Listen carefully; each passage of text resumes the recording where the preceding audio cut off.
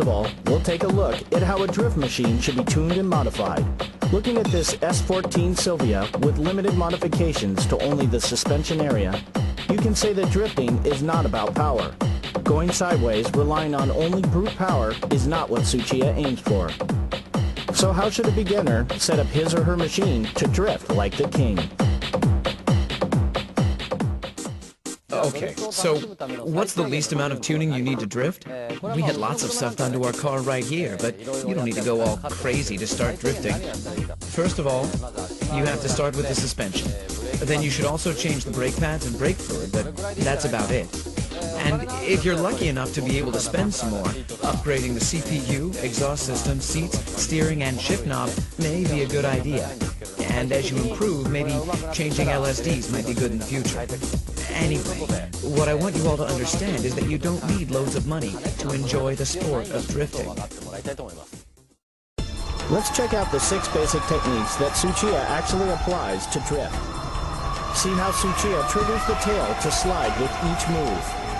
To make it easier to analyze each drifting procedure at low speeds, we'll use the second hairpin at a Bisu circuit going counterclockwise. To begin with, I'll show you what I was doing back in the days, long before anyone recognized me. This should be the entry-level technique for all novice drifters. First of all, I cut the spring shorter on my car, and then you go out and turn your car sideways. There's no difficult weight transition involved here. We'll first use the e-brake to go sideways. Then we'll try what's called the shift lock, and then on to the power drift. That doesn't require much skill. I'll show you these 3 techniques.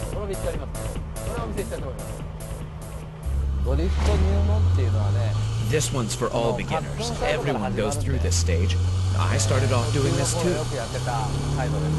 This drifting relies all on the e-brake.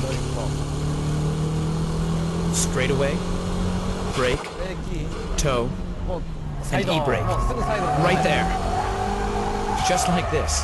Well, it all starts from something like this. Don't worry about how you exit the corner. Just try to pull the e-brake at the corner entrance and concentrate on making the car go sideways. You brake and then turn the wheel, step on the clutch, and pull the e-brake. Release the e-brake, go into counter-steer mode, then wait. Wait until you know that the car is facing the corner exit direction. Then you gently start stepping on the gas. How hard you should step on the gas pedal should depend on how much you're sliding and counter-steering. All of this should get you to exit the corner in one piece. One must learn the timing and the rhythm of the Drift King's drifting procedure and actually feel the exact moment the tail slides in order to master the 6 basic drifting techniques.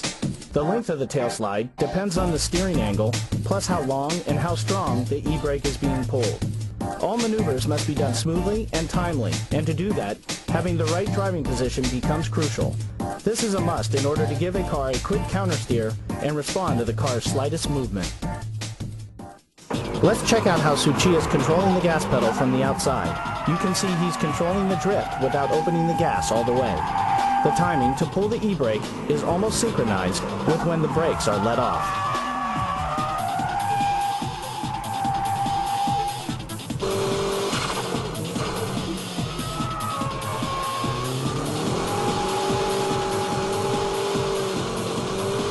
The second technique is the shift lock. Notice that Tsuchiya's right foot is not doing the heel and toe move. Okay, let's now look at the shift lock. I used to do this on snow and wet surfaces. I don't recommend to do this on dry roads, but here we go.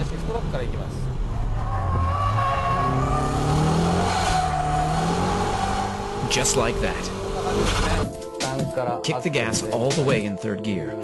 Brake, steer, then boom. You let the clutch go without using heel and toe. The rear will suddenly lock. Then you slide, counter steer from here. Rest is the same as a side brake drift. The corner entry procedure is the same as the side brake drift. The important point here is when to release the clutch. Tsuchiya lets off the clutch just as he eases off the brake and steers in. His braking only lasts for 2 seconds. It's like brake, brake, gas. The tail slide a curve right as he steers into the corner. This is how the car starts drifting from the corner entrance.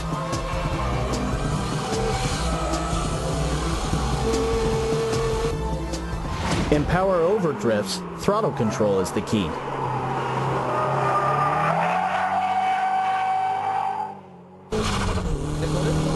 I used to do this when I couldn't drift yet.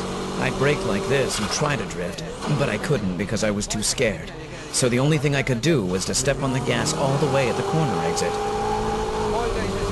I used to practice this on the snow as well. When you can't do anything about the strong understeer at the corner entry, you should try this on snow or on a wet surface to practice. Steer into the corner even if you feel the understeer, and at the corner exit, just floor the gas and make your car go sideways, and as you exit, countersteer. This should be the easiest way to drift at the entry level rather than side brake drifting and shift lock drifting. You should practice this on a slippery surface, and remember not to step on the gas until you reach the corner exit point. Because if you give too much gas before this clipping point, you'll end up understeering. In this case, the corner entry is the same as before, gradually opening up the gas until the clipping point. Then Tsuchiya loosens up the gas for a moment, and then he kicks in the gas pedal to get the tail sliding. Power over drifting needs strong front tire grip. This is the reason why Tsuchiya loosens the gas to make the weight shift to the front. By this time, you've mastered the entry-level drifting.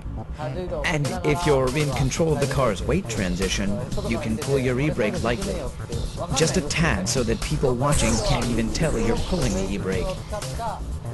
Then you'll learn how to drift using shift lock and braking. But this entry level is a good starting point for all beginners. How is the weight transition being done? Let's check out the braking drift.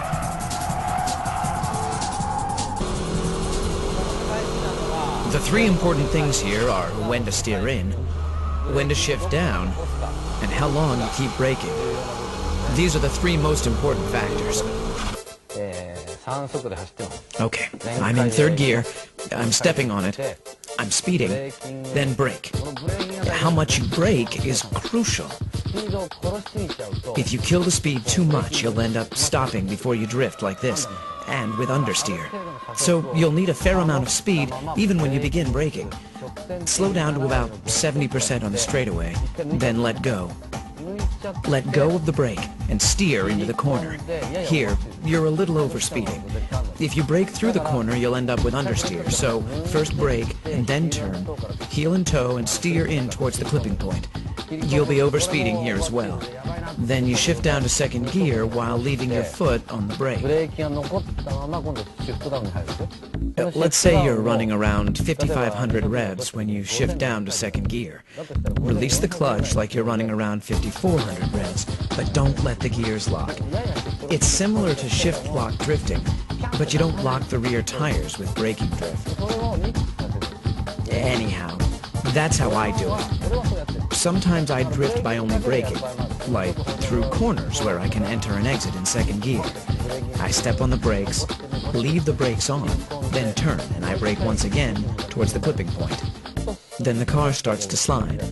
With this kind of drifting, I concentrate on the front and rear brake balance. If only the front brakes work and the rear don't, it's impossible to brake drift. You can't control the shifting weight of the car if only the front brakes work. Obviously, braking is the key here. Tsuchiya is not braking hard at all. He's stepping on the brake with a certain rhythm to adjust the speed. If you coordinate the steering work to the braking, you're a step closer to Tsuchiya's braking drift.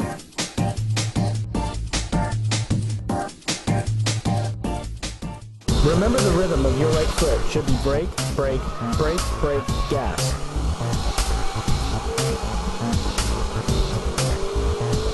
Steering into the corner and shifting down should be done simultaneously.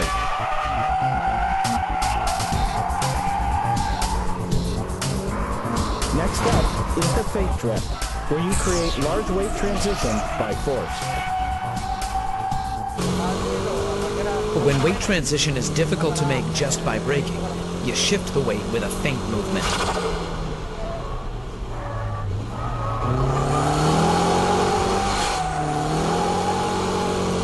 quickly steer like this. And at this point, my foot is off the gas. And when I juke the car like this, the car bounces back with the weight. And that's when I step on the gas pedal. It's just like a pendulum, and you use that return force to make the weight transition. Here too, I've stepped on the gas, all the way for a second, before I let go, in order to get the car to slide. Once the car is in sliding mode, release the foot from the gas, and control. I used to do this a lot on snow. If you're going too slow, you have to step on the gas to make it happen.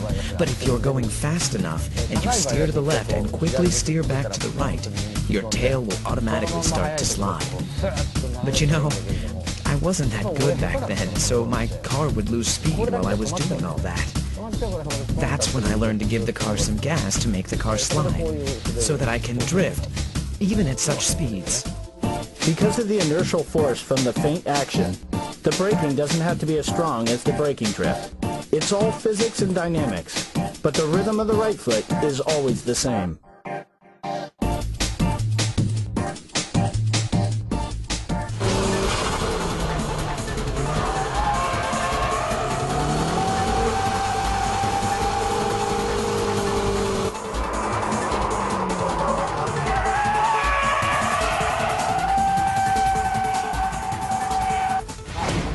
Okay, shall we try this dynamic drifting?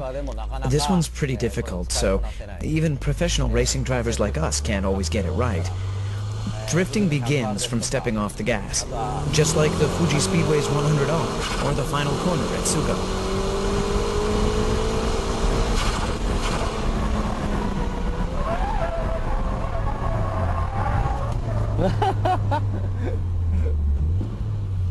Unbelievable.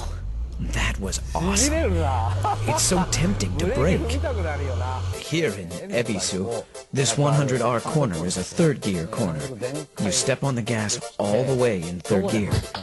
Then the difficult part is where you release your foot from the gas pedal for a second. You're coming in with enough speed in third gear. Steer into the corner, and the moment you release the gas, you start to slide. On this particular track, you need to get ready for the final corner at this point and slow down. But for now, we'll ignore that to show you guys this dynamic drifting. So when you release the gas, your tail will slide. Then you just counter steer and control. I use this a lot at the Fuji Speedway's 100R corner. I charge in without braking and just instantly let go of the gas. And when the tail starts to drift, I just counter steer and slam on the gas as I exit the corner. You do this at the final corner at Tsugo. There are some cars that can plunge into the corner without braking at all. In a Miata, you can dynamic drift in Maze, go right in at full speed, and by releasing the throttle, you can initiate the tail slide. From there, it's just counter steering and stepping on the gas again at the exit. And that's what I call dynamic drifting. This is an example of not how he stepped off the gas, but how Tsuchiya was able to avoid crashing. His lightning-quick steering work is simply unbelievable.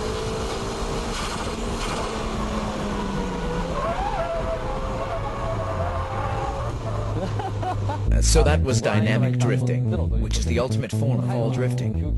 That wraps up the 6 basic techniques of drifting. I won't recommend the dynamic drifting at the early stages of learning how to drift, since it can be dangerous. With the mastering of all these 6 basic techniques, you too will be able to drift like a pro. The first thing you have to do if you want to take up drifting is not to be afraid. Try to have fun. Don't think too much about weight transition, dynamic drifting, and your suspension setup. Visit a track, go out there and start pulling the e-brake. That's the best way to learn how to drift. After you get the hang of it, try to use all 6 techniques in various corners. Take your car to as many tracks as possible and try different styles of drift. And again, be safe and have fun.